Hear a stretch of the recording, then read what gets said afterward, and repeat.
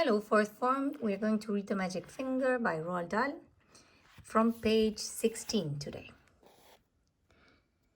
One morning came Mr. Gregg was the first to wake up. He opened his eyes. He was about to put out a hand for his watch to see the time, but his hand wouldn't come out. "That's funny," he said. "Where is my hand?" He lay still, wondering what was up. Maybe he had hurt that hand in some way. He tried the other hand. That wouldn't come out either. He sat up. Then, for the first time, he saw what he looked like. He gave a yell and jumped out of bed. Mrs. Gregg woke up, and when she saw Mr. Gregg standing there on the floor, she gave a yell too. For he was now a tiny little man. He was maybe as tall as the seat of a chair, but no taller. And where his arms had been, he had a pair of duck's wings instead. But, cried Mrs. Gregg, going purple in the face. "My dear man, what's happened to you?" "What's happened to both of us, you mean?" shouted Mr. Gregg. It was Mrs. Gregg's turn now to jump out of bed. She ran to look at herself in the glass, but she was not tall enough to see into it. She was even smaller than Mr. Gregg, and she too had got wings instead of arms. Oh, sobbed Mrs. Gregg. "This is witch's work," cried Mr. Gregg.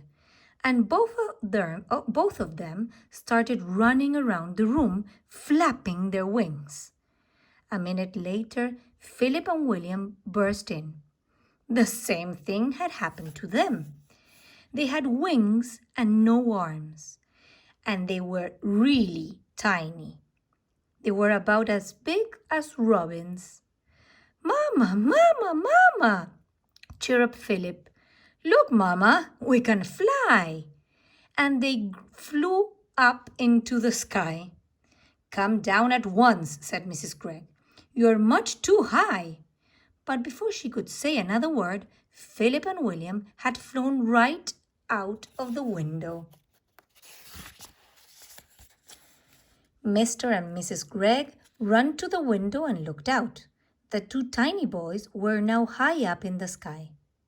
Then Mrs. Gregg said to Mr. Gregg, "Do you think we could do that, my dear?" "I don't see why not," Mr. Gregg said. "Come on, let's try."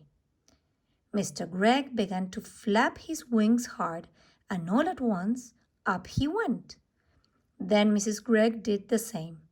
"Help!" she cried as she started going down. "Save me!" "Come on," said Mr. Gregg. "Don't be afraid." So out the window they flew, far up into the sky, and it did not take them long to catch up with Philip and William. Soon the whole family was flying around and around together. "Oh, isn't it lovely?" cried William. "I've always wanted to know what it feels like to be a bird." "Your wings are not getting tired, are they, dear?" Mr. Gregg asked Mrs. Gregg. "Not at all," Mrs. Gregg said. "I could go on forever." "Hey, look down there," said Philip. "Somebody is walking in our garden." They all looked down, and there below them, in their own garden, they saw 4 enormous wild ducks.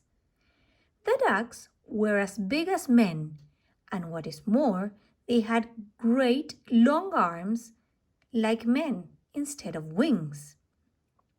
The ducks were walking in a line to the door of the Gregg's house, swinging their arms and holding their beaks high in the air. "Stop!" called the tiny Mr. Gregg, flying down low over their heads.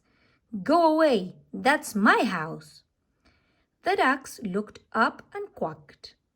The first one put out a hand and opened the door of the house and went in. The others went in after him. The door shut. The Gregs flew down and sat on the wall near the door. Mrs. Greg began to cry. Oh dear, she sobbed. They have taken our house. What shall we do?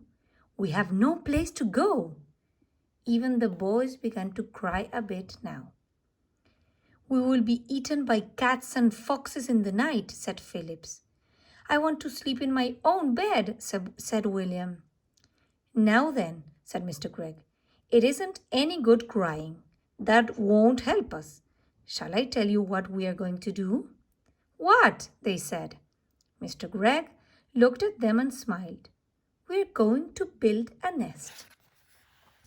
A nest, they said. Can we do that? We must do it, said Mr. Greg. We've got to have somewhere to sleep. Follow me. They flew off to a tall tree, and right at the top of it, Mr. Greg chose the place for the nest.